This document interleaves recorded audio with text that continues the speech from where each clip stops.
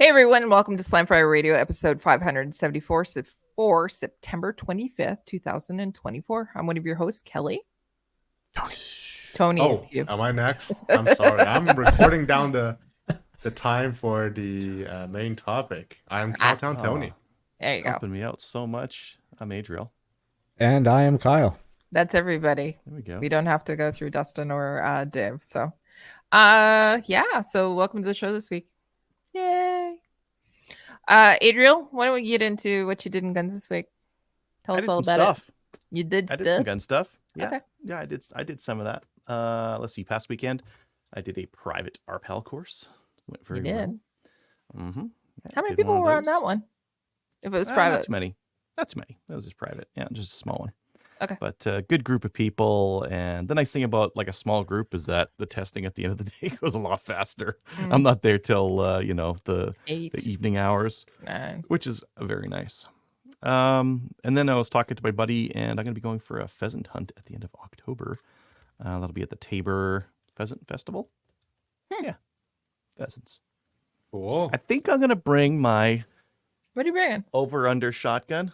Yeah. And maybe my 3.5-inch 3-gun shotgun if there's any geese. Because 3.5-inch is more than 3. That is correct. And I could put big, bad, stinking geese loads in that thing. You're not going to use SSTs. SSTs? What they're called. Something super shot. Damn it. No, just got TSS. some... Sorry, my bad. Tungsten. Yeah. TSX? Tungsten. Tungsten. Oh no, that's a little expensive. No. I have this many guns because I'm cheap, not because I spend my money frivolously. This is where my frivolous money goes.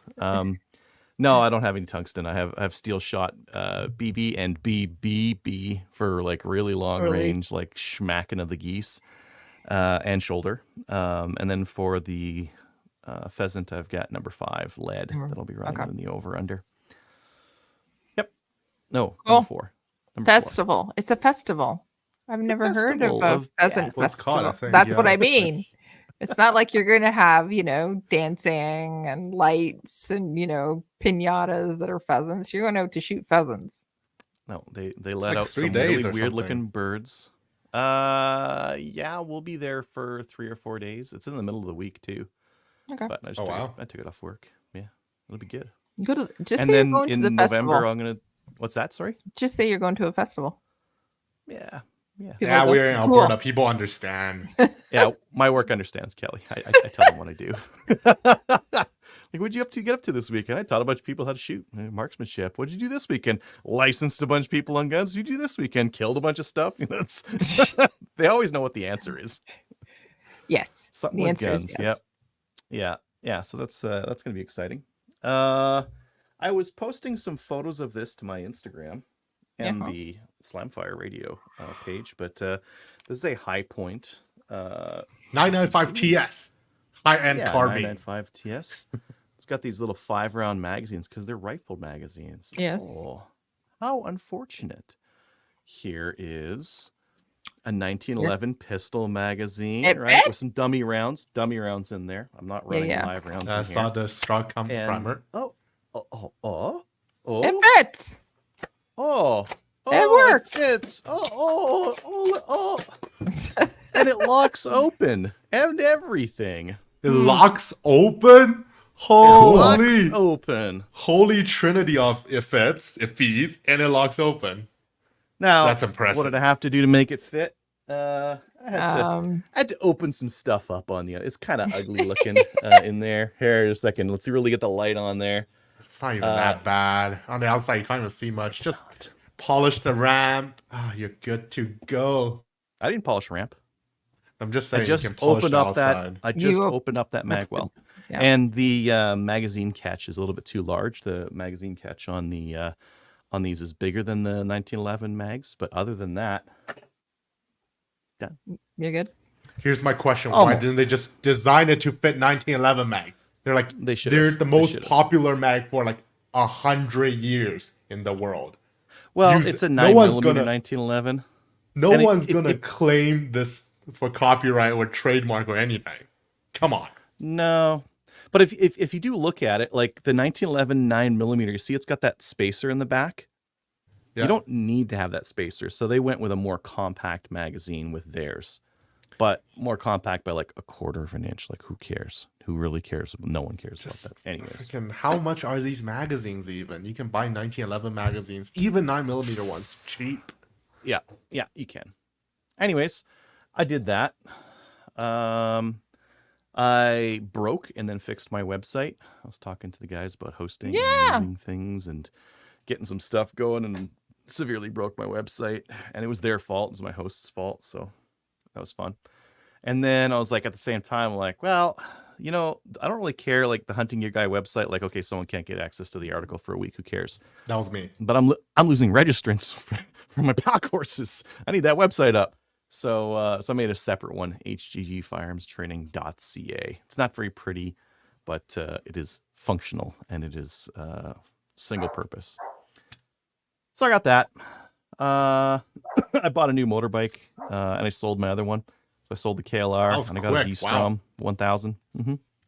That's kind of what I do, Tony. I kind of buy a bike and ride it for a season and then sell it what I paid for it and then buy a different one. That's kind of what I do. Like, people don't buy my shit, so... You gotta, maybe your ad needs to be better. Maybe you need better photography. Or maybe you just need to mention in passing to one of your friends that you're buying a new motorbike, and then they buy your old one off of you right then and there. No, not about bikes, but like other stuff. I used to be more into trading stuff when I was a kid. Like buying, selling computer stuff. Yeah. So I bought that. It came with a bunch of luggage, and then a buddy of mine mentioned, like, hey, there's a cheap PC carbine M-Lock version on Gunpost. You should try to buy it. So that I did, and it fit in the side luggage of that thing, so I could. How much was it? This thing? Yeah, $700. Oh, good deal. That's a good deal. This is the version that I prefer. M-Lock front was the traditional back. There is also the chassis back, which is way too heavy. I don't really want. Given some of my friends shoots much better with a full pistol grip that you wrap your thumb around. I'm like the same. I think the length of pull on this one's quite short. It's one thing I noticed when I pull it up to my shoulder. I don't know if it's specific to this version or if there's some shims that should have been sold with this thing or not. But yeah, it's 12 and a half. It's 12 and a half inches, which is a little bit short on the length of pull. I find. You know what? You need body armor. That's what you need. That's what I need to fix this problem. Plates. Yeah. I do like the takedown knob there is a lot nicer on this one. It's the old ones. The other one's just got like a rod, whereas this one's got kind of like an ergonomic shape for the button. I didn't even notice that. I didn't know. It's way nicer than the other one. Other than that, it's the same thing. It's exactly the same thing. Still takes down. The other version I really like is the Magpul one, so you can nest the two pieces together. Kind of nice. Yeah, that would be nice, especially for just chucking it in a side case and going to the range or something like that with it. Yeah, I could see it. Anyways, I got that.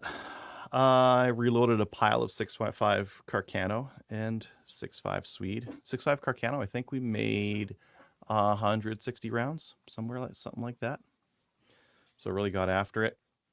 Are you loading 264 or 260A bullets right now? Both. Good answer. Just to find out. Oh God! Did you at least separate it from 264 is fine. Mine shoots the 264 fine. So right now I am using the 268 to get rid of it because I don't need it. It shoots 264 fine. So why have two different kinds of 6.5 bullets? I have lots of other 6.5 bullets in 264. So I'm just going to shoot all the 268, and then once I'm done with that, all on the 264 gang. That's always my hesitation about both the Carcano and the Mosin-Nagant. It's the bullet. Technically speaking, the factory spec for the bullet is different. Well, for the Mosin, you're buying surplus though. For the Carcano, that's true. Canada. Yeah, but that 268, those 268 bullets you can buy from where'd I get it from? PPU. Inner Surplus. Inner Surplus. And it was fine. The pricing was fine. So And you know how cheap I am. So if it wasn't fine, I wouldn't be buying it. I might be cheaper on the whole shipping thing because China equals free shipping. So like paying for shipping, no, can't do that. $1 shipping, no, can't do that. Too much. Speak much. of cheap or free. Okay, so on the last week's show, you saw it was like loading up those stripper clips. I should have printed one of these first. Oh my god. Okay, there's your holder there, holds a stripper clip. There, you just like lump them in there and it holds them all in there.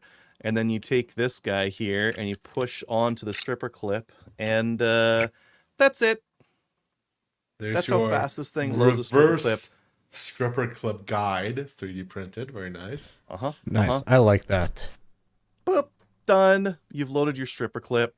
Because otherwise, if you load them one by one, like it's kind of a pain. This is faster. I should have done this for the 120 stripper clips I loaded at the one last show or whatever I did. That's barely a night of work. It's not a lot, but it would have made it faster. Anyways, I like 3D printing for this kind of thing because this was like a 30 or hour long print and it made big quality of life difference.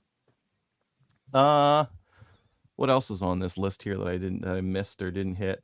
My Grey Birch order hasn't shipped, so I ordered something on July 5th. Still hasn't. I saw it was a stock for your super lightweight SPI build, right? Still waiting on it. Still nothing. Still nothing? Anyways, I'd like to get that so I could use the gun. That'd be nice. It's kind of a cool gun. Some extra stuff in there. This weekend, Mighty Peace 3-gun team match. That's coming up. So I've got to start packing. I'm going to have to pack very carefully because there's 3 people and we're all going in my battle van. Vanguard. No. Well, no battle van. The battle van, like, it's gone. You want to pack? No, don't worry. But just chuck your garbage in there. It'll take it all. But no, the Toyota Vanguard does not have as much storage space as the van. Not even close.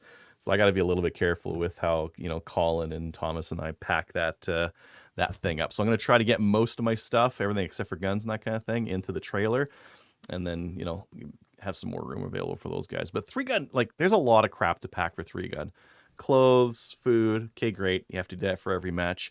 A cart. You need a cart. 3 guns. That's a big case, right?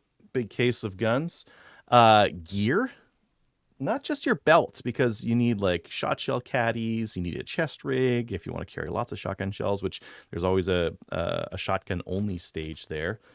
And other things that thankfully I have a list for. Look at my pretty list sitting on the wall right here. Why is it all crinkly? Because I put it over top of the sound deadening stuff, and I was like, I don't care. I'm stapling this thing to the wall right in front of my face, so I don't have to look for it.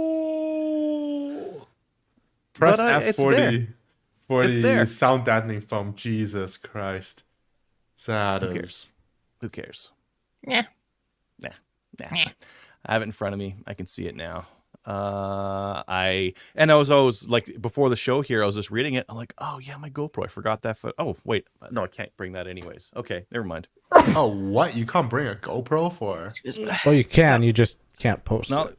It's no filming for this one. So that's sad. I'm gonna leave it right here because it's one less thing to bring. I like not bringing things. There we go. Don't have to bring that. I think I got everything else on the list. Shotgun chokes. Yeah. Short sleeve shirt, gun belt. Yes, I think I have everything. You're good. So I'm good. Yep. So that's what I'm going to be up to this weekend. Kelly, what about you? I did not a lot this weekend. I was actually at home. But I did book some more maple seeds, so they're on the website, so go and take a look at that. What else did I do? Oh, I signed up for an EOSC Ladies' Day, so that's going to be happening on October 5th. I'll put that in the special events. And yeah, I think that's it. I did not get to the range this week, so it was sad. It was sadness in a cup. That's decaf coffee, by the way. What about you? What about you, Tony? What did you do this week? All right, my section is going to run slightly long, I feel like, because I'm going to test out how to share screen here. So first things, I did a volunteer at the Young Guns event at BTSA.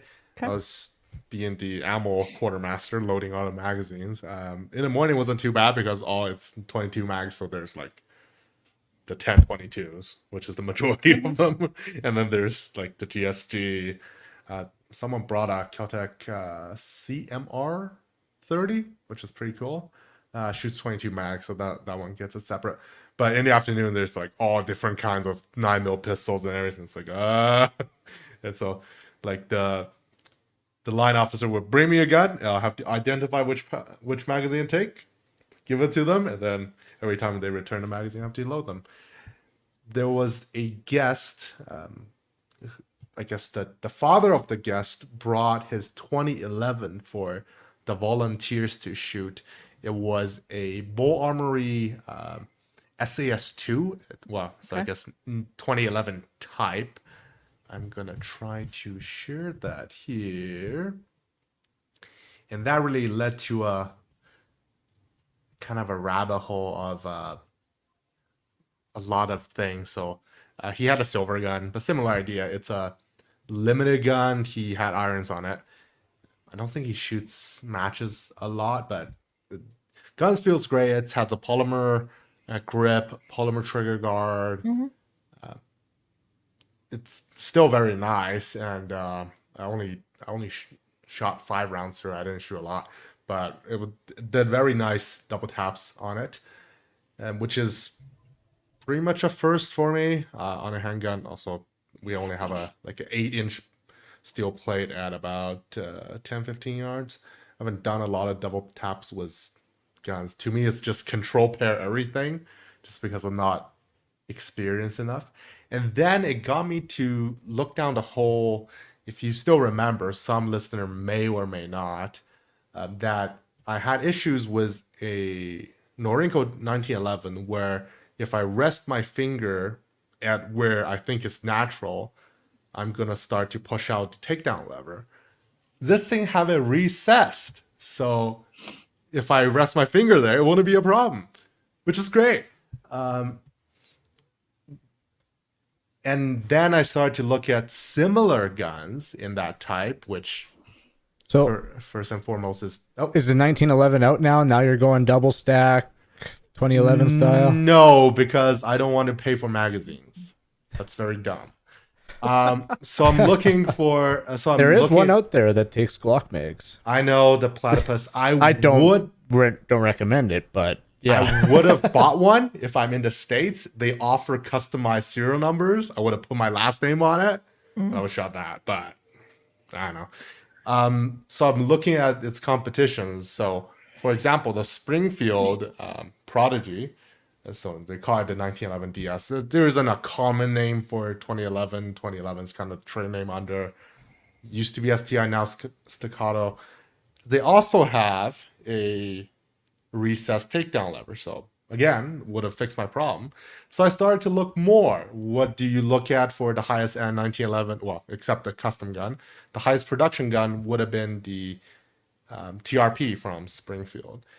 And then I found out the guy really wanted, the operator, they share the same frame design. So there's only 2 frame designs for Springfield 1911's government length, which will be, you have a railed version and you have a non-railed version.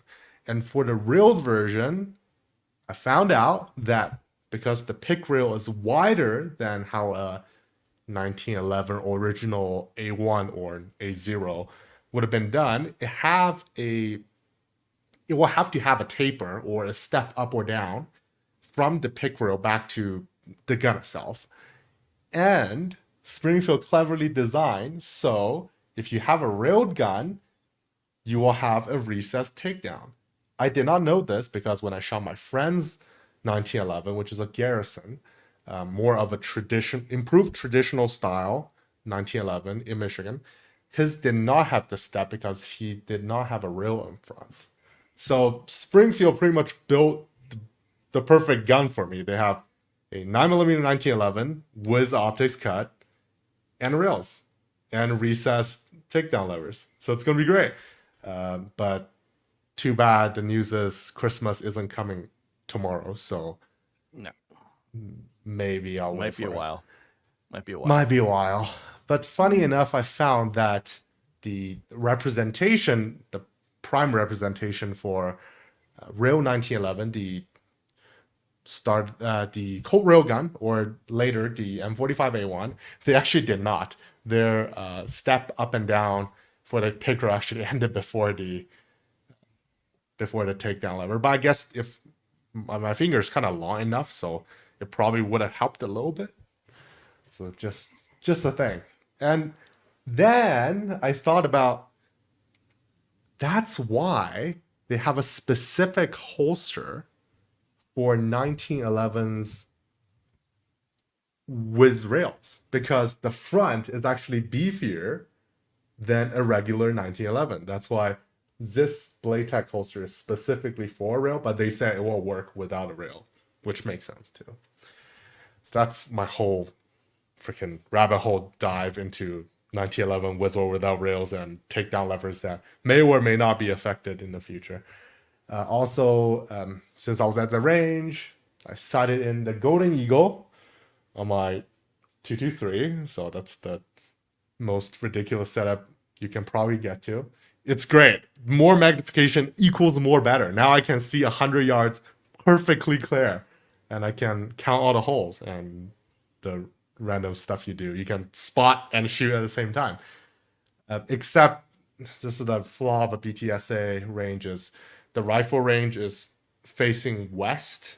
So in the afternoon, when you're going to sight in your gun, because you did an event in the morning, you're going to be shooting into the sun, so you can't see anything, which is great. Got some parts from Rusty Woods, and they had everything I asked for in stock, so that should be able to keep my Loadmaster running for a bit. Unfortunately, if you see on Discord, some parts are slightly corroded. They told me it's normal-ish, and I might bring out a steel wool, polish it, and maybe parkerize it since I have the solution for that.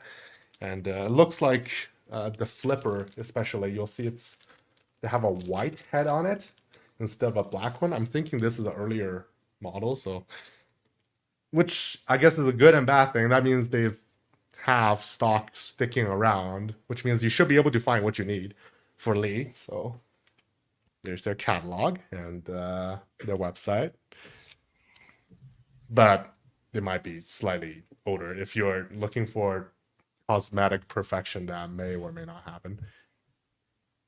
And some thoughts on organizing. I bought a parts case for all my reloading random crap. So this one was from Home Depot. And I have like my the what do you call that? The case. Most people just use like a fishing tackle kind of yeah, a case. Similar idea, I guess. And then the spare parts for the Lee trimmer, the case feed, the Lee priming kit, the priming levers for my press that I never use, and I have the case remover, stuck case remover. So that's all good. Why do you need a stuck case remover if you get a leak? Can't you just like loosen because the top I and hammer started not with a Lee die because I cheaped out. Yeah. I bought a second-hand set of dies, RCBS. They work well enough, but I prefer Lee dies now because they, for rifle cartridges, they separate the seat and the crimp step, and that's how I prefer to do it. Some more organizational stuff. So I have these ammo cans. We'll show you what the label says. 30 cal plastic looks like, yeah. And they have a tray that nests 4 of them. So this is how I label them. I used to just try to use a regular label maker. They won't stick because they're too narrow, and the surface is kind of like rough, not smooth. So why are you putting it on the top though? You got to put it on the front because you're going to stack those things. Okay, you've got 4 now. You're going to start adding ammo, and you're going to stack one on top of it. Yes. Or are you going to put it on racks, right? No, because it's not on a rack. It's just stacked on top of each other. But I always have the most used stuff on the top, so I would know. So then I got the printer paper type labels until it rained. Then it washed away. So I was like, I saw these guys before. I didn't know what the search term was, so I was looking like steel label maker. I wasn't right. So those punch-in ones. The punch-in ones. The old school ones. Yeah. I saw them when I took my film photography course in university, and all the chemistry have them on it. So this is the technical term is the embossing label maker. They still make them, and I thought the little strips are steel, but no, they're plastic. But they will resist weather a lot better. Yeah. So I thought you should put them on the front though. Yeah. Because on the top, put it in the front. If you skid them around, you're gonna knock it off. You got to put it on the front, and then when you go really buck and you get way too many of them, you can put them on one of these wire racks. Whoop, there we go. You put them on one of these wire racks like that, and then you see all the little labels on the front there. So that's how I can tell what's in all of those. What's in what? Different. I'm pretty sure if I get to that level, my parents are gonna kill me. Anyway, so I thought, okay, I'm gonna buy one that's a name brand. Okay, Dymo. That's who. This is actually the company that came up with this, but it is a piece of crap. Here's the unit itself. It wouldn't advance the tape properly, and so you get a lot of like these kind of misprints, so to speak. Tony, so, right? Are we going down that rabbit hole about talking about dyno tape and the misprints? No, I'm just telling the listeners that don't buy this thing because it's like it doesn't print properly. And so I looked up some more information. People said just like buy an old school one that have like the steel handles or whatever. So that's annoying. Lastly, 3D printing stuff because everyone needs that. I printed myself a shell holder, or shell holder storage, basically.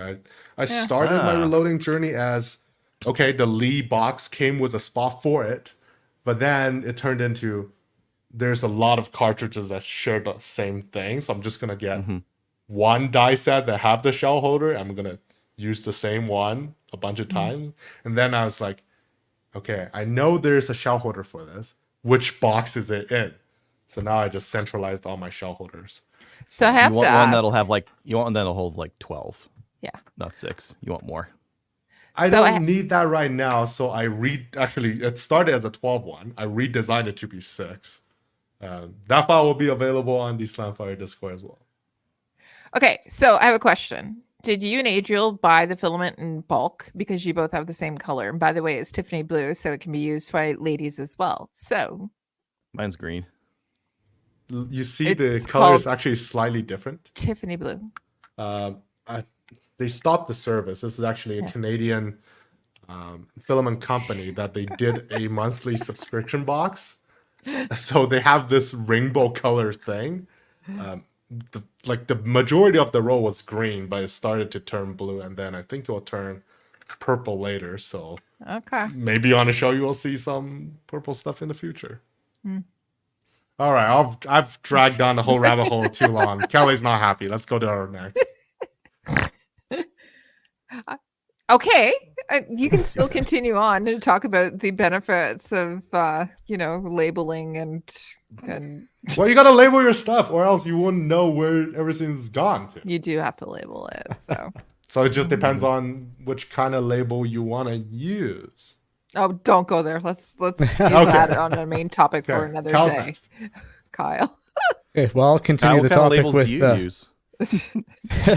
Adriel? Are you a masking tape kind of a guy? Adriel, I'm going to hang up on you. I have a Brady label maker, so that's what I use for labels. It's for work for wire tags, but yeah. Dustin isn't on the show because I guarantee you, no one is buying what I would normally use. But he's gonna say he's gonna use gaffer tape because it's such a film industry thing. I know it. Okay. I bought a 3D printer again. So again? Does that mean you sold it previously? I did not bring my 3D printer down with me. Oh. Why not? It's literally not enough space. I had a 10-foot trailer to haul my entire life and family down with. That sounds like things had to go. My old gun room was a basement, and then I had a 2-car garage full. Stuff had to go. Yeah, you sold everything. Fair. So did you buy filament for it? Did you talk to Adriel and Tony? And did you No, I did not talk to them. They have a magical place called Micro Center. You can get decent filament there. I bought the bamboo P1S. Yeah. Mm-hmm. And so I just came ready so that I could print basically anything except for carbon. So cool. Yeah. And so I did buy some filament, but I'll get into that in a little bit because I started designing my tuning setup for the PCC. That was kind of mainly why I bought the 3D printer so quick, is because I got to tune this up and trying to think of how I'm going to do it. So I started designing a tuning kit. So made up a bunch of stuff. This piece for basically adding tension to your recoil spring. So you can just stack those guys up and put more tension on your recoil spring. Kind of preload. Yeah. Yeah, and then these fit just in there and go inside your buffer spring for your buffer to actually contact to short stroke it. I printed too many, and so these will be good. You'll be able to use these if you have an A5 buffer tube. But with the carbine, I printed like a thin one there. And then this is just the end piece where the buffer will actually contact. So for prototyping, I did it just out of PLA. They sent a sample roll of PLA, so it's cool. And it fits perfectly. I'm actually very happy. And I really hope when I go to the actual filament I'm going to use for it, that it still fits perfectly. ETG, I'm guessing. It will. No, I'm gonna go with not ASA for the bulk of it, and then for the piece that the buffer is coming up on, I'm gonna try TPU. Oh, you fancy pants. Because that'll help soften the blow, because it's a flexible filament, soften the blow of the buffer. So you gotta game everything. Yeah. So like it fits in the buffer tube like perfect. Slide that down. You'll have to glue those pieces together though, otherwise they'll come loose. Yeah, that's the idea, is to glue those together once you figure out what you want for your length. Yeah. Cool. That's cool. I like how you built that in a modular way so you can test it and it's easy to test. And then even when you're done testing, if one of those gets worn out, you just replace it with one of the test But now look where that bolt ends up. Yeah, just look at the charging handle. It's not a lot. Yeah, like that is short stroked. And I test it, it resets the trigger. I gotta get it to the range, but like this should be fast. Because there's like no travel there. So nice. So yeah, now I gotta try with the ASA and then and the TPU. I'm getting a little concerned because I have heard about ASA shrinking on the print, and like the PLA just printed true to form. I'm actually very, very happy with the printer. He did an amazing job. So cool. And part of it might be I've played around with step files too, which I heard was better for more for rounded parts and more definition. But yeah, so playing around with that. Adriel, I'm going to need that file for your stripper clip loader. Because I have a bunch of those metal stripper clips. And I'll probably play around with Magwell, and yeah, I'm going to be printing up a ton of stuff, both guns and otherwise, because yeah, I'm very impressed with the printer. And the files on our Discord, the Slamfire Discord. I should post all the gun stuff that I've printed on there. Links to it all. Can we make like a folder on there, or like? Because I could put this up on there as well. Got a channel for that. All the different parts, but one of you Discord guys who knows stuff can make a channel for it. Yeah, I'll make a channel. But I was thinking like a folder for like, like I'm gonna have like 4 or 5 different files for this tuning just upload setup. it to Thingiverse and put it in one thing, and then just have all. Share the link. Yeah. Cool. But that's all I did for gun stuff was just 3D print stuff, and at some point I'm gonna dig out some old files that I'm glad I got out of Canada when I did, because you're not allowed to have them, but I can down here, so I might play around with that. There's a lot of things that you can get down there that we can't play with up here.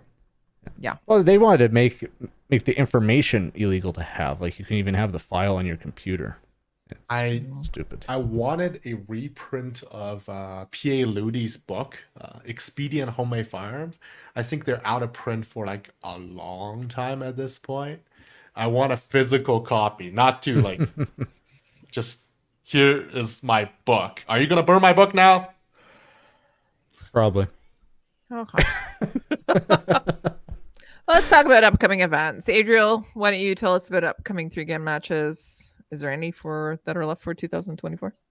Of course, because unlike all those other things, we do this like way late into the year. I mean, this weekend we've got the Mighty Peace 3-gun team match. There might still be spots available, so if you wanted to come out to that, that's on the 28th, 29th.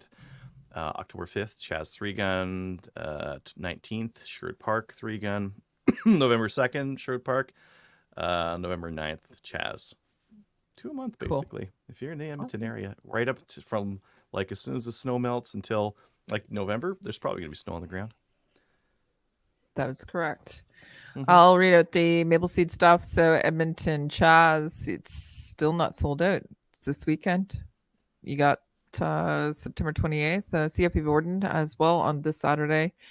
It is sold out for the 28th, but the 29th, the known distance, there's still spaces available. You can register, but prerequisite is you have to be a rifleman.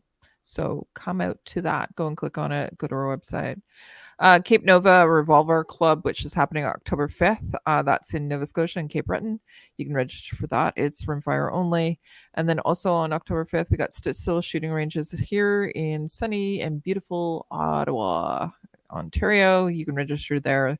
There's another event happening October 6th at Stittsville Ranges, and look, more Ontario events that are happening. So they are coming soon. No registration available on the website. We will be uploading that in the near future. The clubs just have them right now. But November 16th is at the Georgian Bay Handgun Association in Midland. And then on November 17th, Corona in Penetanguishene. So those will come out onto the website soon if we can't sell them out within the club. And what do we got? Else do we have? So BTSA, Tony? Yep. So I have a comment on the Maple Seeds. No, I read it. Why is the KD not on practice score? Okay. Why would it be on practice score? We don't use practice score. Because we're trying to introduce everyone into the practical or maybe long range shooting scene, competition shooting scene. They should know about practice score. I understand why we don't do it for the general entrances, because that's more public facing, and we want the publicity. There's events. You can do events on practice score. We should look at it to see if it's ready yet, because Eventbrite's not great for what we're doing. No, I know that. But practice score wasn't even halfway decent when we started rolling this out. So yeah. Anyways, it might be there now. Okay, Tony, tell us about BTSA. Okay, so I lied last week because I said it was going to be the last weekend match, but we, for some reason, added another one, October 20th. Maybe not, weekend steel challenge match at the BTSA. So hopefully we don't see too much snow on the ground. Maybe we will, but come on, have fun. I think HGG firearm trainings. Adriel? Yeah. This is going to be easy now because there's a website for it. All I got to do is just be like, hey, there's some dates up there. October 6th, that's a Sunday. We'll do the non-restricted. The 7th, that's going to be a Monday. We're going to do that in the evening. Those will both be in Leduc. October 12th at Sherwood Park is a PAL. We'll do a PAL-RPAL combo November 16th and 17th in Devon. November 23rd and 24th at Sherwood Park, same idea. December 7th and 8th, we'll be doing it in Leduc. And then December 15th at Sherwood Park, we'll be doing a restricted course. Cool.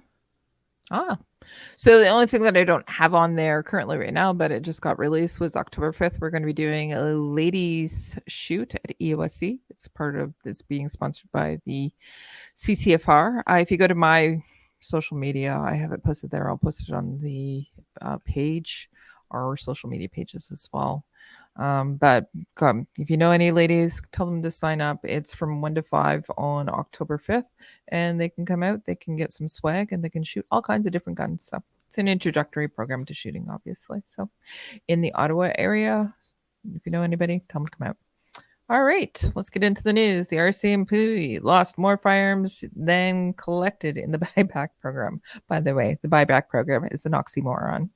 There is no buyback program. Go ahead. Who included this one? I think it was me, but like Tony. Yeah, it was like a Tony article. They lost about 205 firearms since 2020, including 3 submachine guns and 1 machine gun, which seems crazy because what would you classify as a submachine gun? Like an MP5. Somehow you lost the MP5. Yes, that would be that. Yeah, that's correct. I think that's what they're saying. Yes. Okay. Well, my logic is if you're holding an MP5, you're in the top 1% of gunfighters in the police force, and somehow you lost. Those guys got to go poop too, and they forgot it in the bathroom. Correct. It's probably on the coat hanger in front of you. They put it up there, and then you should go and talk to Dustin. It's probably in his safe at Tim Hortons. Yeah. Well, I don't know. I don't know if he ever saw any machine guns, but I added on the last show. Dustin mentioned that he used to work at a donut shop that was open late at night, and they tons of cops regularly left their guns. Yeah. Yes. It happens. It happens in the U.S. for concealed carry and that kind of thing, right? Yeah, all the time. Anyway, well, I added the whole more than the buyback part because so far it's 0. And I think someone came out saying it's not 0. The business part of that, the retailer part, is going to start pretty soon. Well, they threatened that it would start. Yeah. They threatened that it would start. They still don't have anybody or something. Yeah. No, I don't think so. But I guess it's gesturing and whatever. I think that's about it from the news-wise. Not too much news going on. Yep. Nope. That's about it. Not much. Okay, let's get into new gun stuff. New gun stuff is brought to you by Bullseye North. Need a new boomstick? Bullseye North is Canada's shooting superstore and a proud supporter of the CCFR. With a wide selection of guns and top trending gear for any shooter, they have free shipping on orders over $250, which includes ammunition, by the way. There are some conditions that apply, such as oversized or remote access areas. We've changed the wording on this. That's awesome. That was me. Sorry, it's terrible. Tony, stop that. They have $17 flat rate shipping on orders $250 below $250. So you can just pay $17 and get it shipped to you. It's a flat rate. Subscribe to the weekly newsletter and get first access to the hottest deals. So I am one of those persons that subscribe to it. There's awesome deals in there. So Adriel, let's talk about all these. What's new in guns this week? This is Ruger 308. Their scout rifle. You guys ever shot one of these things? Mm-hmm. They're all right. Yeah, they're okay. They're nice fun. if with the extended eye relief scope on there. It's kind of neat. But and they take M14 mags, which is kind of nice. I don't believe so. I think these are AICS. I might be wrong. Are they? I thought so. It. If it's M14 mags, that means 5 rounds, right? Was there ever an M14 pistol in the country? Magazine. I don't know. It doesn't say what kind. It says 10. I'm assuming. If it says 10, then it must be an AICS. Yeah. So we'll go with that. Cool. Anyways, go check that out on Bullseye's website. And they also have PMags. PMags. I think all the PMags are on sale this week. And this is the best price you can get for 27 round PMags. Long one. Yep. If you want it for your PCC, that's That's a mag I ran. That's nice. Cool. The 21 Sharp. You guys must have seen this, right? Yep. My question is, okay, it's a good idea, I think. It uses the same case as the 22LR, but it will use a different bullet because it's no longer healed, so it's actually smaller. The whole thing fits in the case like a regular nowadays bullet would. But how many people are actually going to make it? Is it going to surpass 22LR? No, can't. No. Well, maybe. In the video, they mentioned some places just won't allow lead bullets anymore. So I think there's an argument to be made. So that like they did it for a couple of reasons. One is that they can use a jacketed bullet, a pointy jacketed bullet with a 22 LR. You have to assume that your ammo is going to be used in tube guns, so you can't use pointy bullets on those. And then the other one was the sintered metal bullets, the bullets that are lead free, right? None of these are cheap. This is all expensive for a cartridge. It's okay that it's expensive, but it's expensive. The first ones they're going to release a Game & Target 25 grain copper matrix with a lead-free bullet. It's like a plastic bullet or something. What's that? It's like a plastic. It's like the P320 tungsten infused polymer grip, I think. That's what I'm understanding anyway. Well, no, this will be sintered metal. It'll just be a bunch of metal that they just like compress, and then when it hits, it just vaporizes, right? It just spreads everywhere. Game & Target 37 grain black copper plated bullet. I wonder how copper plated it will be if it's like a real copper plate, or if it must be a real copper plate. They have 42 grain FMJ, and they have a 34 grain jacketed hollow point with lead inside. What, for killing stuff? Neat. I don't know why you'd use FMJ in a 22 LR. I can't think of a possible reason for it. Maybe if they make it in some guns where like the feed ramp can be a little bit more abusive, because 22 like cannot take it. Any kind of side load on a 22 LR, and it just bends that bullet right off. Rebater rim's not very strong. But I don't know, I guess if you want to shoot 22 LR long range, these should have better ballistic coefficients because you can make them pointier. Yeah, I would think they're better for long range. They're going fast, that's for sure. Yeah, 1500 FPS. That's pretty quick. And it's probably going to come out in Kelly's favorite gun, the Winchester Wildcat, because they're first party. So yeah. It looks like a bolt action though. Yeah, that's a Wildcat too. They already have a bolt action Wildcat too. I think they mentioned Savage in the whole video, so I'm guessing some other manufacturer might be supporting it too. So it'll be interesting to see. 21 Sharp. Trying to teach students like what the different cartridges and calibers mean and that kind of thing is so bad, because like what is 21 Sharp? What caliber is this? 21 caliber or 22 caliber? It's probably 22 caliber. Yeah, 21 Sharp. What's a Sharp mean? It was made by Sharp? No, it was made by Winchester. It's like they just hate their users. They just like figure it out. Yeah. Okay, there's that one. Competing PSA shotgun. I think, Tony, you added this one, right? Yeah, I didn't. For some reason, it didn't catch my eye doing shot, but they have this modular shotgun idea, which is kind of interesting. PSA have it. So I guess it's like a 590 and an A70, so it's called a 570. Yeah, it will come as a builder kit.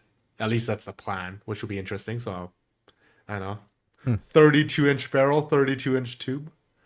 Something dumb. It'll be interesting. And I think... Oh, they're using the Mossberg hidden load ramp? I forgot. I forgot. Yeah, I thought so, maybe. The lifter. And I forgot if it take A70 or 590 furniture. I think A70 furnitures. So you can throw on your... Just see it there. Yeah. You can throw on your Magpul furnitures, which would be good. Neat. Yeah, it looks like... See See what price it is. Mossberg safety on the back of it there. Yep, I prefer the Tang safety. Tang safety, yeah. Yeah, it's a crossbolt. I'm so used to it right at the trigger guard there. I like that. Yeah. Neat. The Revel, or if you would, lever backwards, but it's not a backwards lever. Such a missed opportunity. Savage. You wanted to go like this way when you're what? If you're gonna get clever and call it the Revel, which is backwards for lever, yeah, I think the lever should go some other way. But no, it goes backwards. Backwards. Yeah, that's really it. Back then forward, not forward then back. I don't know. Ooh, that'd be a great idea. It's an inexpensive lever 22 that Savage is making. Yeah, I thought they were making built in Canada. Yeah, so another listener sent this to me, and I'm like, Turkish walnut? This is a Turkish gun for sure. Like Savage has been making a couple of guns in Turkey and that kind of thing. No, that sounds made in Lakefield, which makes it more interesting, especially for the price. What was it, like $400 for the cheap one? There's the fancy one. That will be in US dollars though. Yeah, but that's like MSRP. Maybe it'll get down. $419 for the classic model. $519 for the DLX. The takedown is very interesting. I think this will be kind of a big advancement. It will be much easier to clean. I haven't even taken apart my 22 lever yet, so it's a little daunting. Yeah, I guess. Yeah. I mean, the takedown would be good for, taking it places. I don't think I'd take, the takedown's not super quick, so I don't think I would do it unless I really, really needed to. But I guess it's neat that it's possible. Yeah. With this 2-pin design, is this an AR-15 variant? I think we're at risk. It's an assault style machine gun. Assault style machine gun. Good lord! But it's cool. Look at all the cowboys. So fast. I think the only other player at that price point is the Henry H001, right? Yep. Or the Rossi made in Brazil. But yeah. Or the Daria TM22. The Rossi's got some stuff on it. If you ever looked at it, you were like, the front sight is just a travesty, an absolute travesty. Way too much going on, way too crappy. Yeah. Anyways, this looks simple. Looks basic. I like look at the front sight. It looks like an old-timey, notch and blade style sight. Yeah, it's very standard. And the fancier one's got a hooded front sight and a bunch of crap on the back that looks stupid, but it's fancier, I guess. I don't know. That like really stock lightning. Savage slots. Premium stocks are weird. That's weird. But this one up here is pretty timeless.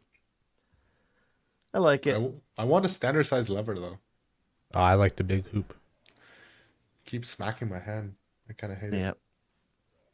Campro 50 cal muzzleloader bullets. This isn't mentioned on their official website yet, but somehow Campro has released their first batch of Sabo 50 cal muzzleloading plated bullets, and they're under $1 around, so pretty good value, I think, if you want to go out shoot bullets, not balls. These can't be plated. These can't be plated. No, these can't be. No, fully copper plated, right? No. Really? No, not something like this. This has got to be a full metal jacket. Blah, blah, blah. Where do you see the plated bit on there? FCP. Right? What's that? Fully copper plated. Should be fully copper plated. Is that what that stands for? That's how Campro usually advertise their stuff. Yeah. All right. Hollow point. I mean, you could hunt with this. Yeah. You could just ram this down your muzzle loader and hunt with that. Yep. Neat. I might have to buy a pack next time I'm buying something from Tenda, and I don't know, pretend I'm going to shoot a deer with it, but not. Cool. This one's from me. So Cabela's has today only. They've got 2 combos you got to take advantage of if you need some 223. They have their herders ammo on for $119. This is around 80 cents a round. $119 for 150 rounds. But they also have, if you order online and do local pickup, 10% off. So you can get this down with tax to be around 75 cents with tax. And you don't have to buy 1,000 or 2,000 or whatever to get that kind of price, which is kind of what you've been seeing. I believe herders are still made by Winchester, so still good ammo. Probably, yeah. Which Winchester is making ammo? It's Olin or whoever, whatever giant conglomerate behind the scenes, like turning Lake stuff City. out. Lake City, Olin, who knows? But it's made by someone. If you're buying this, don't forget to go to slamfireradio.com and go to our Cabela's link to support the show. Oh, I'm so glad you said that. Yeah, because you might as well, because to get that deal, you have to buy online and then do a local pickup. So yeah, head on to the side there, the Bass Pro Shops. That's the link to go to, and then go through there. And use code pickup for today only, and you get 10% off. So this is like that couponing show where they like buy a whole bunch of groceries. It costs like nothing. Yeah, that's what we're doing right here. Yeah, it's couponing. Yeah, or I got the free shipping. I don't know. Yeah. But yeah, that's a decent deal. I think, was it G4C? One of the other places had 223 on for a little bit less than that, but you had to get quite a bit more. Where was it? I don't think G4C ever free ships ammo, so yeah, I wasn't sure about the shipping on it though. Yeah, I don't see it. It wasn't Wolverine. Anywho, we can move on. You don't need to wait for me to find this other sale. I'm just waiting for you to find the other sale. Okay. All right. We don't need to. Okay, thanks. We'll move on to the main topic. So welcome to tonight's show, Delinda Ryerson. Delinda is the CEO, correct? CEO? Correct. CEO, executive director, sure. Yeah. At Sherwood Fish and Game in Sherwood Park, Alberta. Sherwood Park Fish and Game. I left out the Sherwood Park Fish and Game Association. Correct. We're actually not located in Sherwood Park. We're actually located in Beaver County. You're 45 minutes from my hotel in Sherwood Park. It was a lovely drive. It was 45. It was actually 42 minutes, but 45 when you get lost, when Kelly and I are talking. So thanks for coming on the show tonight as well. If people didn't know or they didn't listen to last week's show, I, as well as Adriel and a couple other people, we were at Sherwood Park Fish and Game Association, and we had a couple of maple seeds and a lady seed, and we thought it'd be a great idea to get you to come on, because not only is Sherwood Park Fish and Game Association an incredible range, it has a camping. There's an RV park on it as well. That was how I got lost. I went to the RV park as opposed to the range. It's a really amazing club, and it's been around for a long time. But you have just recently joined it, correct? That's correct. On the executive piece. Do you want to talk? Well, before we get there, why don't we talk about you? Tell us a little bit about yourself, because you're an amazing lady. The more time I spent with you, the more I'm going, I really like this lady. Yeah. Why don't you tell us about your background? Okay. That's fantastic. I'm formerly a biologist. I was a field biologist and professional biologist for almost 30 years. So aging myself a little bit here. And I worked for all kinds of different organizations, from Alberta Fish and Wildlife to Parks Canada. I was the second woman Chief Park Warden or Resource Conservation Officer for Parks Canada at Elk Island National Park. And then I worked for the Alberta Biodiversity Monitoring Institute, and I started working for nonprofits after that, because I really saw a benefit of helping them manage what they do. So I started working for the Alberta chapter of the Wildlife Society, the Alberta Invasive Species Council, and I did a short time at the Alberta Fish and Game Association, and then I joined the best organization of all, the Sherwood Park Fish and Game Association. So that's where I am since mid-May of 2022, and loving it. It is an incredible organization, and we have 720 acres of land that's habitat land. We've got hiking trails, biathlon trails. We've got ranges, a campground, a clubhouse, fish pond, you name it, we've got it. There's something on there.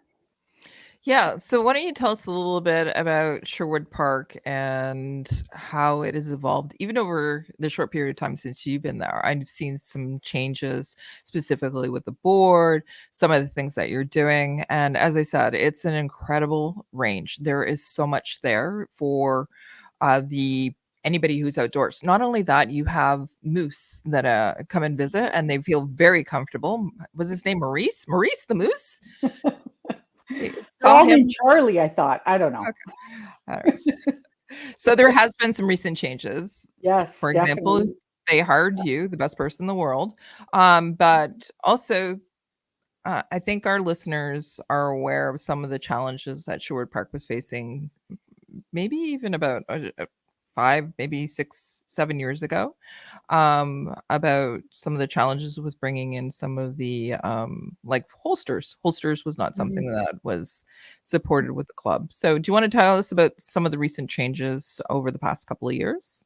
Absolutely. So the organization itself is around 55, 56 years old. I can't remember exactly, but um, we it has been dramatically changed though. There were the executive previously had different ideas and to some extent a little bit outdated ideas about things. So in roughly 2018, things started to change and we had other folks like Chris Russell, who's now our president, with newer kind of more contemporary ideas of what he wanted to see.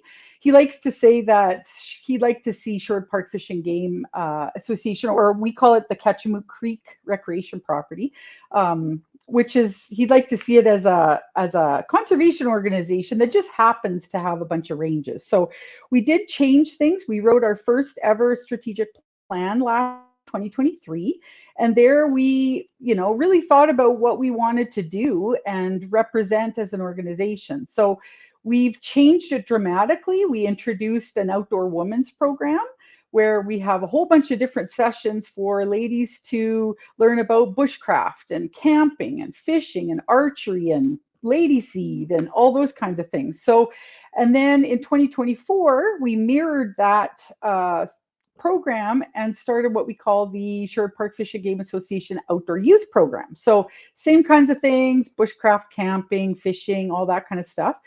Additionally, once a biologist, you never totally leave that. So we wanted to educate our members and members of the public about natural history. So it's effectively a bunch of biologist friends of mine come in once a month and talk about critters that they happen to be experts in. So we call that the Naturalist series.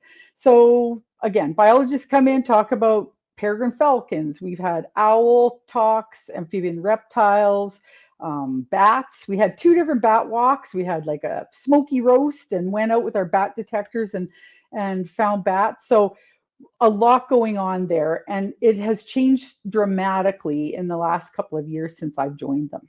Yeah. You muted, Sorry. Kelly. Yeah, I got it. My dog started barking. I muted myself. So you've changed the dynamics with that at the club specifically. So you're talking about youth and women. So you started the women's project last year. How successful was that, and how has it grown this year? What's the difference between the two? Yeah, it was wildly much more successful this year. So we did, thanks to a grant, it's called a Conservation and Community Grant from our wonderful partners, the Alberta Conservation Association. So we got a grant from them and we ran, I think it was about 6 sessions last year. And it was very effective and didn't quite sell out every session, but it was something that people were really happy about, and the ladies learned a lot and got a lot of good feedback. So we offered it this year, and we offered more sessions. And every session, I think, this year that we've had so far has sold out. Yeah. So it's pretty exciting. It's really catching on. Yeah. So I'm hoping that the youth program, because it's not quite selling out this year, that maybe next year we'll see the same kind of trend. Yeah, through the word of mouth that the people will come out to it or enroll their kids as well. Yeah. What's the age group that you have for youth shooters or youth participants? Sorry. So the youth program is 12 to 17-year-olds. And another thing I want to note is that it's not just open to Sherwood Park Fish and Game Association members. Any of these programs that we've started, they are open to the public as well. So yes, they're advertised to Sherwood Park Fish and Game members, but they're listed on Eventbrite. So yeah, the public can join as well. So if people are interested, how do they reach out to the club itself, or how do they find this information? Yeah, we are going to be putting a lot more stuff on our website in 2025, but you can certainly look at our website, which is spfga.ca, and become a member. We are based on a calendar year, so we are not selling memberships after the end of this week, actually. September 30th, we shut our memberships down for the year, but starting January 1st, we're selling memberships, and you can get involved that way. You can also follow us on an Eventbrite, where if you don't want to become a member, then you can find out about the programs that way as well. Okay.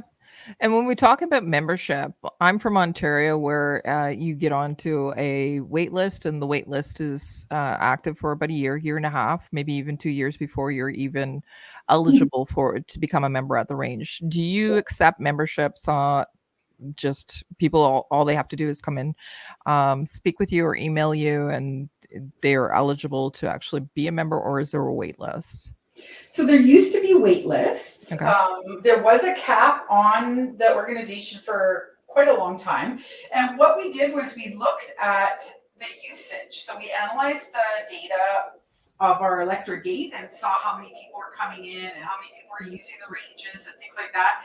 And we realized that the vast majority of folks, even though we have like close to 4,000 people, the usage was allowed us to remove that cap. So we did remove the cap for several years, and we've actually returned to it, but we didn't reach capacity this year. So there's no phoning or emailing, because like 4,000 people, I would never have time to start all these cool programs. The only way that you can join Sherwood Park Fish and Game Association is going on our website and going through the steps on the website. And then we have an orientation that's very comprehensive, because we want to make sure that everybody's safe and they understand and are fully trained in handling their firearms if they have a firearms membership. And then there's other memberships that you don't necessarily you could use the campground or hiking trails and stuff like that. You just don't use the range. So there's a couple different options there. Okay, perfect.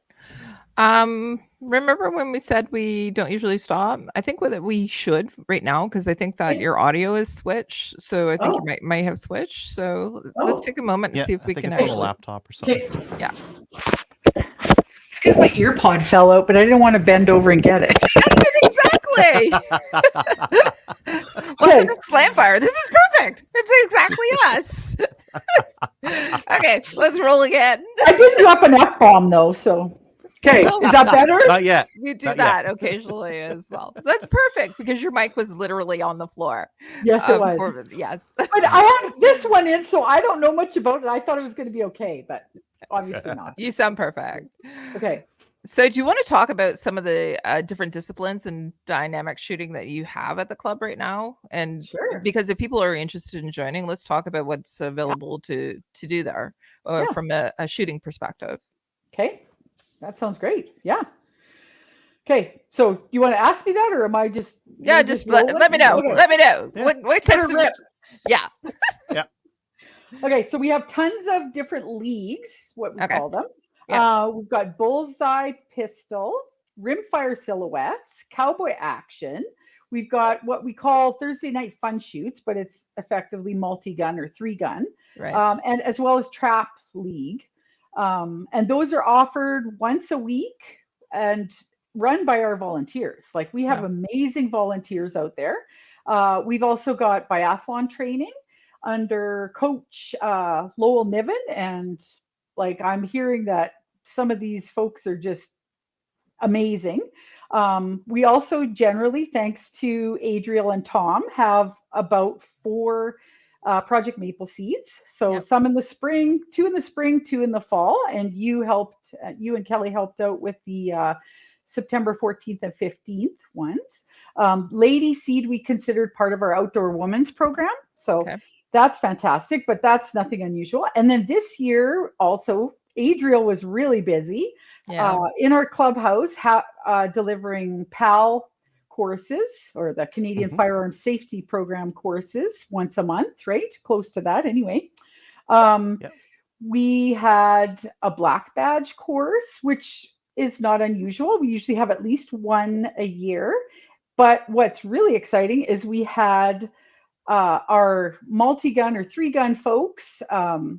So shout out to like Mark Lowry and Jen and Justin Hodges, Brian Matchell. They organized a 2-day multi-gun weekend.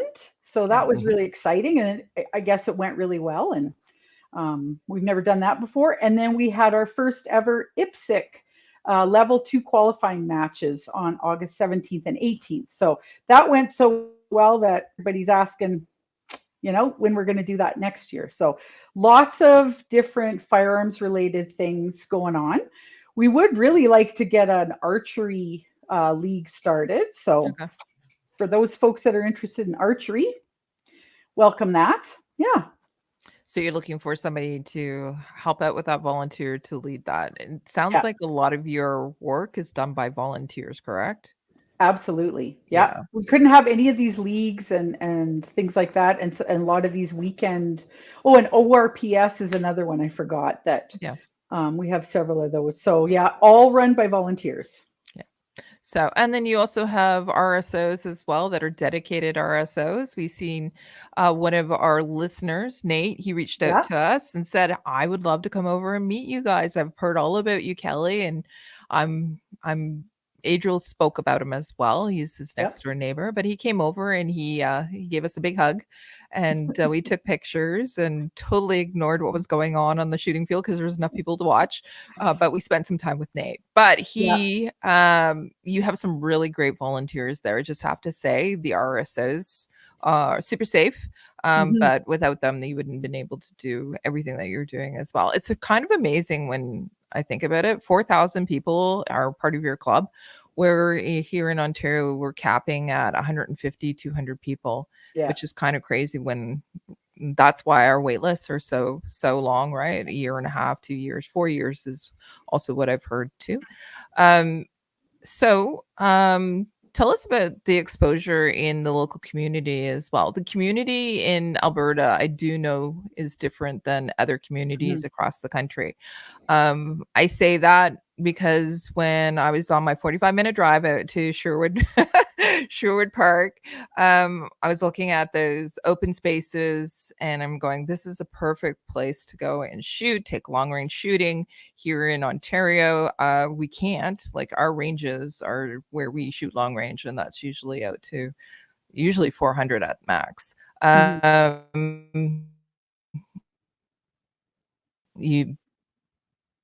But sometimes talking about community. I'm stuck. You're getting stuck there, Kelly. Yeah, now you're unstuck. I thought it was just my connection. No, it's the internet connection to Ontario. Cool. It just gets stuck sometimes at the border. Can you hear me now? Yeah. We can hear you, Kelly. You're just breaking up a little bit. No? Yeah. Yeah. Okay. Now she's stuck. So again. Tell us about your relationship with the community. But Jesus. There we go. No, you're good. Relationship with the community. We heard the community part. That's good. That's good. Keep speaking, Delinda. Well, we have a great relationship with our local community.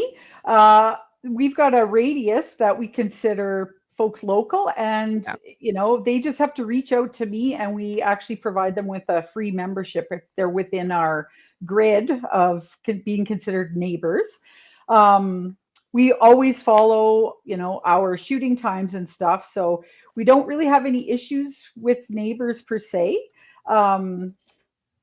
our naturalist program is actually funded by a grant from Beaver County. So they're helping us deliver that kind of environmental awareness.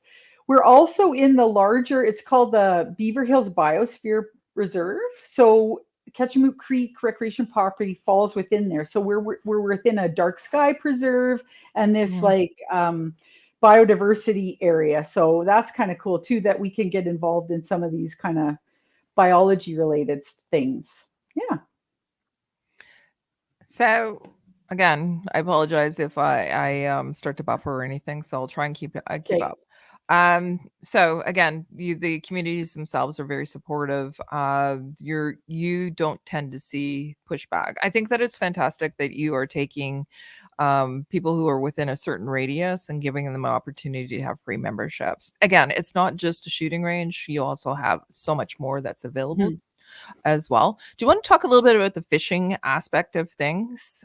Again, it's beautiful area. Maurice the Moose was very happy when I saw him when he was in the when he was eating in the swamp. So tell us a little bit the fishing aspect of things. Well, like many other fishing game clubs, we have a fish pond. So it's with stocked trout. And we actually even offered a course we called Fishing 101. I was a fisheries biologist for, oh my goodness, close to 12, 13 years. So I gave them a little fisheries management 101 lecture and fish ID. And we went down to the fish pond and tried to catch some trout. But I don't know, they've got really smart stock trout nowadays because weren't very successful, but we have caught some out of there. So it's just something that we offer our members, and just like the camping and hiking trails. And I forgot to mention we have a black powder trail too, that a lot of other ranges can't offer. No, they don't. So what made you decide to offer the black powder and also the camping too? Again, gorge. So is lovely. It was a nice drive at 7 a.m. So what made you decide to offer that to your members specifically? Because your members can go and camp for free as part of their membership, correct? That's correct. Yeah. Okay. Yeah. And we're open 365 days a year for all of these things as well. So, that was before my time. With some pretty smart folks that decided to set this organization up. I think originally it was located not very far from Sherwood Park. But years ago, the whole encroachment thing with Sherwood Park getting too close, that happened years ago already, right? So now they moved to Beaver County, which is, it's roughly half an hour, 40 minutes from Sherwood Park, and expanded, and so that we can offer so many other things. So it's a great option for folks that maybe one member of the family likes to shoot, but others don't. Maybe they have other interests. So there's lots of things to do out there. Do you see a lot of people coming and camping there? So it is open to people who are just coming to the range as well, or in the area. They can camp there, but for a fee. That's my understanding, correct? You have to be a member to camp there. Members. You have to be a member to enter that property. Yes. It's only to participate in those programs like the Outdoor Women's Program and the Youth Program and the Naturalist thing, which is like, half a day or several hours. Right. Other than that, and Adriel's courses, of course, like we let non-members in for those opportunities, just, and then they tend to look around and be like, oh, well, this is amazing. I think I need to get a membership. So they get the idea like that's what you should do, is get a membership to a range. And I think I agree. They like everyone should have a membership, especially a range. So like you mentioned there's the shooting ranges there, out to 300 meters and that kind of thing. The fish pond you mentioned, the camping is in there, the archery range, there's a 3D archery walk, there's a black I just recently did the 3D walk with my son and my nephew, and they took their little bows and we went down the trail, and there's like 20, there's a bunch of stands, there's a whole bunch of animals in there where you like walk down this path and then you turn, there's an animal, you got to shoot it and then come back and go get your arrows and then go do another one. It's really nice. Yes, it's amazing. I think there's like 23 different sites, and we're hoping to expand the the 3D archery target trail soon. Yeah. Yeah, really neat. The club itself is one that I think a lot of people can look at and model their own clubs for success. We see some clubs that are shutting down because they're just not keeping up with membership, or their members are going to other clubs because there's more dynamic things that are happening. What do you got on the books for next year? What are you already looking at? So, I forgot to tell you about our introduction level 1. So we got a grant from the Minister's Special License, which is effectively the government of Alberta, and it's administered through the Alberta Professional Outfitters Society. So we were successful in getting a grant for that, and we're teaching, this is going to be in October, we're going to be teaching 30 participants all aspects of hunting. So archery as well, bow hunting as well as firearms. And we've got all kinds of hunting gear and all kinds of things to teach them. So we're going to be offering another one of those courses next year, as well as all of the outdoor youth, outdoor woman, and naturalist series. So there's something going on between, Adriel and all of our programs. We've got the clubhouse booked almost every weekend of this year and next year too. So we're going to be doing that. I'm going to try some different things because we're in that dark sky preserve. A lot of people don't really realize, like, there's amazing sights of like the Aurora Borealis out there just behind the clubhouse. So having, folks walking around with, red flashlights and checking out the night sky and different things like that. Yeah. I want to check out the bat one next year. Yes. It was on a weekend. I was busy. I'm like, I would love to get my kids out for that one. Yeah, it's really fun. Those bat detectors go off and it starts, and you look up and there's all kinds of bats flying over. So it's pretty neat stuff. We also we got materials to make northern saw-whet owl nest boxes. And so these little owls are like this big, right? We made a whole bunch. So our participants of the owl session actually made these owl boxes, and now we're going to go check and see if we had any successfully, nesting in there. We've got tree swallow boxes out there. But yeah, with respect to the firearm stuff, business as usual. All of our volunteers are lined up and excited about next spring. We're going to have all those leagues again, and hopefully another multi-gun weekend match as well as a IPSC match maybe. Fantastic. And I'm hoping that we come out again because we had such a great time. Not this past weekend, but the weekend before. The level of engagement with the women that did shoot was amazing. And also, I just have to say that the weather was perfect, unlike here where it usually rains and I usually have a hurricane or a tornado. But it was perfect weather. I thought you brought that. You usually do. It rained on the Saturday, which I was okay with because it rained just at the end of the day. But on the Sunday, it was perfect weather. It was 19 degrees and it was partially cloudy, partially sunny, and nobody was swimming in +5 pools of water. Right. So love to come out next year. Love to continue to engage with the program. Thank you so much for everything that you do for not just your members, but for also those supporting those organizations like Project Maple Shade.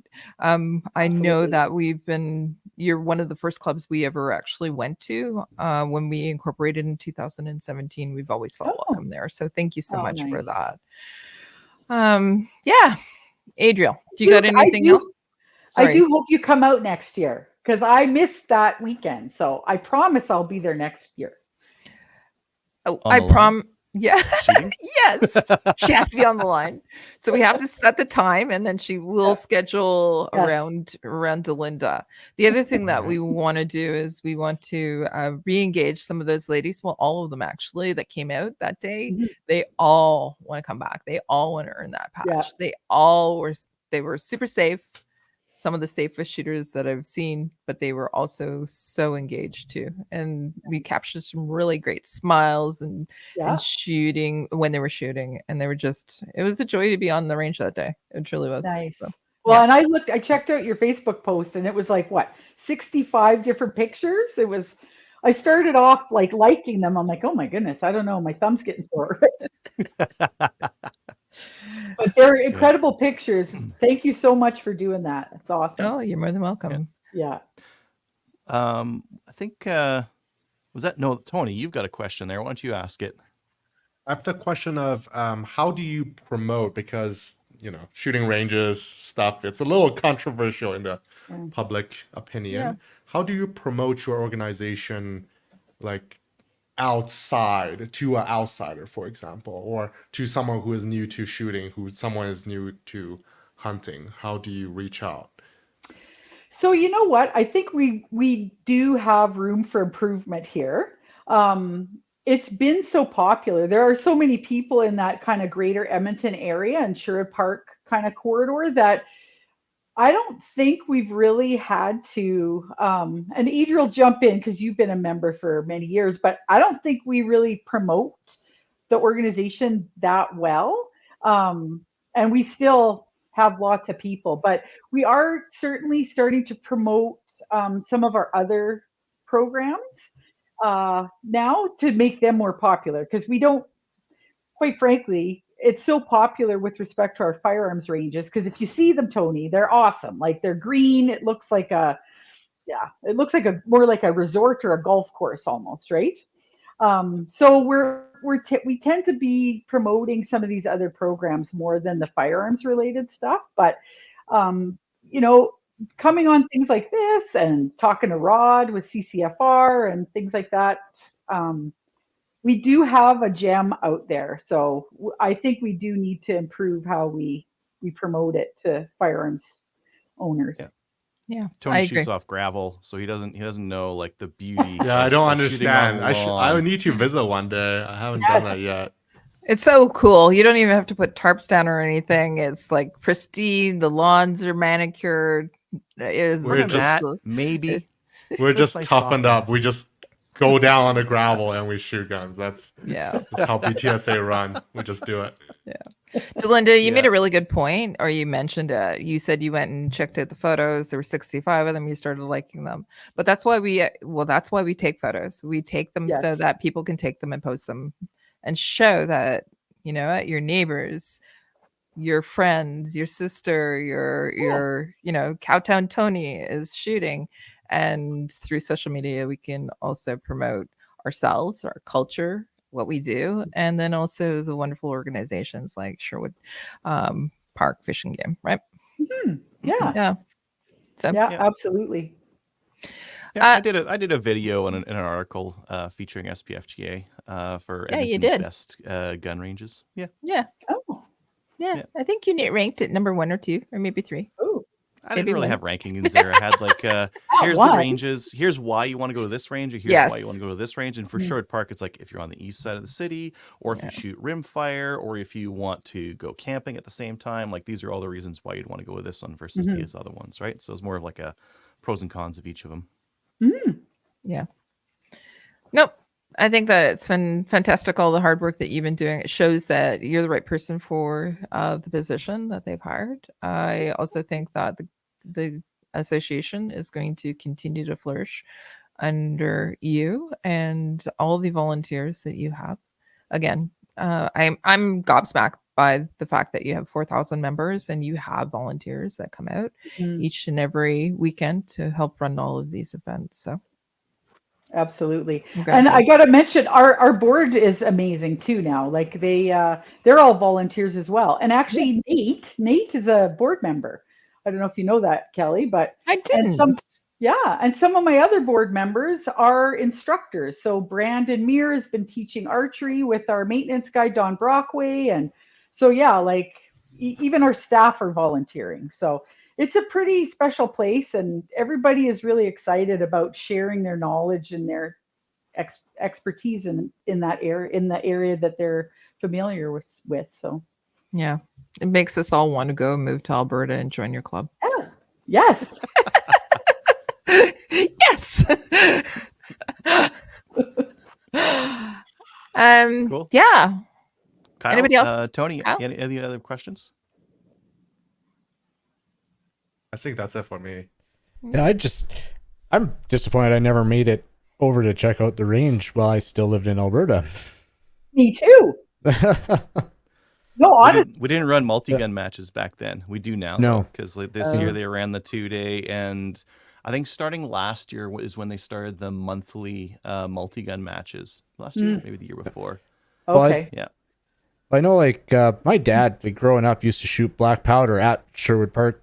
Like there's a old pedigree at that range, and I think it's great, like hearing getting into the IPSC and the multi-gun and everything else, and just expanding because there is that history there, and just to expand on that, I think that's great what you guys are doing. Yeah. Excellent. Yeah, absolutely. Great foundation, and we're just trying to, add more things to it. Mm-hmm. All right. Well, thanks again for coming on tonight, Delinda. Love chatting with you. Love seeing you again virtually. Again, I'll be out there in Alberta next year for sure.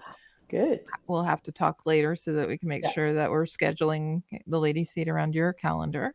But again, congratulations on all the stuff that has happened at Sherwood Park Fish and Game Association. Again, I have to say it. You are the right person for that job. Your expertise in so many different areas and all the positivity that you bring to it, it's just flourishing. So thank you for doing that. Again, if people want to go and check out Sherwood Park Fish and Game Association, where do they go? And if they have questions, who can they contact? So we don't give tours anymore because it's just too time intensive. So we do have some photos of some of different areas that you can see on our website. We are planning on getting some video together so that we can show that too. So have like a virtual tour. But unfortunately, like I used to give little tours to folks and show them around, and it's just, it's too much. So check out the website. And then if you know somebody that's a member, they can certainly bring you and get a guest pass for you and show you around. And or you could participate in one of these outdoor women's programs or youth or naturalist things. And so you get in the door, check out the presentation, and then you can kind of become a member that way. Yeah. Awesome. Yeah. All right. Thanks so much. Cool. All right. Thanks. Thanks for the invite, guys. It was nice talking with you. And you know how to find me for subsequent interviews. All right. Thanks again to Delinda for coming on and talking to us about Sherwood Park Fish and Game Association and all that they are doing in Alberta. Such a great club to belong to. 4,000 people. Maybe Ontario should learn from a lot of members. That. That's a lot of members. They also have a lot of land. This is true, but still pretty cool. All right, let's get into listener feedback. I think we've been hitting our Facebook as we go through. YouTube comments. Tony, do you want to talk about those? Yep, YouTube comments. We have 2 from Eddie and 1 from 007. First from Eddie, Random Dave, 2.2 million for 80 acres is a steal out in the West Coast, I'm guessing. You will only get a regular 50 by 80 foot lot with a tear down house. Okay. It's kind of sad. He also mentioned the shooting edge has nice pro hips to shoot. I was there a couple of years back during Beretta Day and tried a few of their full autos. Wow, Beretta full autos? The CX4 Storm? That's also pro hip pistol. now. So. The pistol with the lever on the front. Yep. Oh, God. All right. 007 Cantles says, Adriel, what Canadian doesn't have a 303 British in stock? I don't. I wish I did. I wanted Ross. They're too expensive. British 303s. Do I need more? I have 2 303 Savages as well. That's a fun one at Pal courses. 303 Savage, 303 British. Put them both on the table. God. But they all use 308 bullets. No one's messed it up. No one's messed that up. Everyone gets it just fine. No, I'm saying just the reloading thing. Like the first time it started reloading 223, it's like, okay, for 223, I need 224 bullets. Oh, Tony, that's not even the worst one. The worst one, in my opinion, 38 special Magnum and 38 special. Well, how are they interchangeable? It doesn't make any sense. The 44 clean it up, right? 44 special, 44 mag. Yeah, they did it right with that one. Okay. That's all the YouTube comments we have. Thanks, Tony. Everything else I think we've covered. So I know the guys already talked to you about going over to Cabela's. Go onto our website. If you're going to go to Cabela's, go onto our website and click on that link, and it'll give us a little bit of money. But just to let you know that every once a month we will go through what everybody has bought, and we'll just do a little bit of play-by-play or review of what you bought. And yeah, it'll be lots of fun. I think we're going to be doing it next show because it's going to be the beginning of the month. So it'll be that time. Go on over to our website, click on the link. Brownells, is that up, Adriel, or is it just Cabela's? Yep. Brownells as well. We got both. Okay, cool. Yeah. Or if you need to go Brownells. In the Brownells. US, or you just want to buy something from the US. Yeah. Yeah. All right. If you'd like to email the show, we didn't have any new emails this week. But if you'd like to email the show, go to slimefireradio@gmail.com. We'd love to hear from you as well. So, what do we got for recommendations or shout outs? Adriel, do you have any? Nope. Excellent. Tony. I'll give a shout out to the volunteers and the guests at the BTSA Young Gun events, and to the gentleman who lent me the Bull Armory 2011-ish. 2011-ish, yeah. Gun to shoot. That's great. Okay. Kyle, do you got any? No, but I will add that we now have a 3D printing channel on Discord. Awesome. Well done. I'm going to give a shout out to my brother. It's his birthday today. He's one of our active listeners, but he is also one of the one of the best gunnies that I know. So just wanted to say happy birthday to him, Eddie. And every time we talk about Eddie, I think it's my brother because that's his name, but it's not him. Just saying. You think? Okay. No, it's not him. No, that's not my brother. So yeah, go on over to Discord. Apparently, we have a 3D channel, a 3D printing channel now. So thank you to Kyle for doing that. Go watch us on all of the channels. And yeah, join the CCFR because it's important. And guess what? We'll see you guys next week. Have a good night. Next week. Good night. Bye, everyone.